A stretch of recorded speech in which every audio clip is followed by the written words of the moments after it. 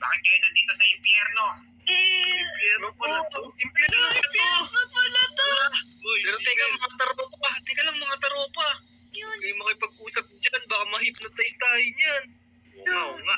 Oo. Teka, hindi na kayo makakatakas dito. Ala. Oh no. Naku. Teka lang mga taropa. CJ. Teka lang, wag ho. Moira, ganito gawin natin sa kapit para paalisin tayo niyan. Ano yan, JJ?